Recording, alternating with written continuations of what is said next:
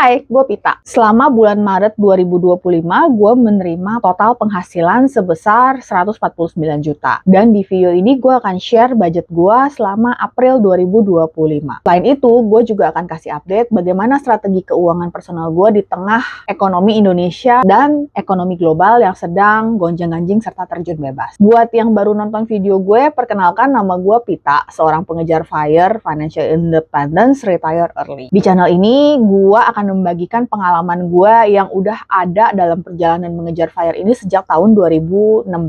Dan di channel ini gue membagikan pengalaman dan apa yang gue pelajari selama beberapa tahun belakangan ini. Ini video pertama gue setelah beberapa bulan absen. Mohon maaf, memang ada kesibukan. Tapi apa yang gue bagikan ini merupakan pelajaran dari trial dan error gue sendiri selama perjalanan 9 tahun terakhir. Gue memang bekerja di sebuah institusi keuangan, tapi gue bukan financial advisor. Dan karena itu gue harus disclaimer bahwa strategi keuangan yang gue ambil bukanlah sebuah rekomendasi buat orang lain. Karena setiap orang, situasi keuangan personalnya itu berbeda-beda. Jadi tanpa berlama-lama, inilah budget gue. Untuk biaya hidup bulan ini dikarenakan memang bulan April itu kan ada liburan panjang, beberapa kali libur terkait dengan Idul Fitri. Biaya hidup gue bulan ini adalah cashnya 10.700.000 dan non-cashnya itu 35.050.000. Listrik, internet, kalian non-cash ya. Listrik, internet, gym, phone bill, arisan. Terus gue juga ada caregiver untuk keluarga gue. Selain itu juga memang ada budget untuk berlibur selama lebaran. Sedangkan untuk non-biaya hidup gue tetap patok untuk keluarga sebesar 6 juta. Sedangkan untuk pensiun dan investasi bulan ini adalah dikarenakan ada peningkatan penghasilan dari pekerjaan utama gue sebagai karyawan. Jadi dana pensiun gue porsinya mulai bulan ini naik menjadi 13.880.935. Sedangkan savings dan investasi yang bisa gue lakukan bulan ini adalah sebesar 83.470.460. Ini berarti total pensiun dan investasi gue 97.351.395.000. Bulan ini itu 65% gue bisa gue sisihkan untuk pensiun dan investasi. Sedangkan sisanya 31%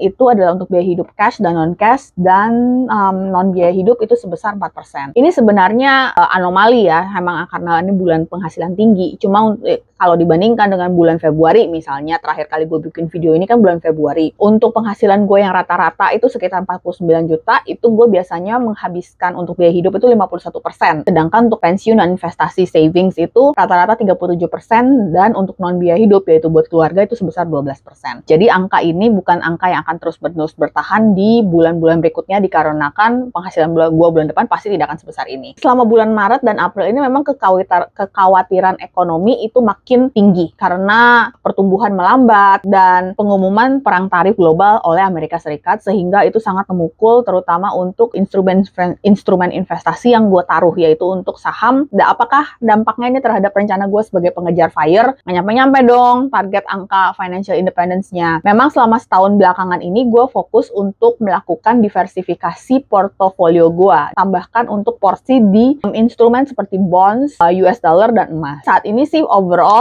portofolio saham gue memang merah dan menurun, itu pasti. Seperti dengan semua orang di Indonesia yang juga berinvestasi di portofolio saham. Portofolio gue yang lain seperti emas dan US dollar justru sekarang sedang naik menimbangi. Selain itu, portofolio fixed income gue tetap secara konstan menghasilkan cash flow return setiap bulannya yang kemudian langsung gue reinvestasikan kembali sehingga jadi bunga bergulung. Gue juga punya cadangan cash yang cukup untuk biaya emergency serta sebagai amunisi untuk gue masukkan ke market saham pada saat sedang terjun bebas. Di awal April ini gue mengecek net worth gue. Iya dong, pastinya lah ya sebagai orang yang mendengarkan berita-berita. Dan surprisingly, walaupun memang lebih dari setengah portofolio gue saat ini berada di market saham yang sedang menurun, dengan kenaikan nilai aset-aset gue serta nilai instrumen investasi yang lain seperti emas, US dollar, dan fixed income, plus bulan ini memang gue ada penghasilan yang cukup besar, jadi net worth gue sebenarnya justru meningkat. Melihat ini, gue makin yakin bahwa strategi yang udah gue ambil selama setahun terakhir ini sebenarnya membantu gua untuk tidur tenang ketika melihat berbagai macam berita ekonomi baik di media sosial maupun di media konvensional yang menunjukkan keadaannya bahwa ini kita sedang gonjang-ganjing nih, turun roller coaster. Untuk bulan-bulan kedepannya, apakah strategi gue masih tetap bisa bertahan di tengah adanya resesi global? Ya kita lihat aja nanti. Tapi yang pasti untuk saat ini gue melihat bahwa rencana FIRE gue memang masih tetap jalan. Demikian budget gue untuk April 2025. Bagaimana dengan budget lu? Apa udah selesai? Enggak seperti gue yang telat-telat. It's not about how much you make, it's about how you manage your money.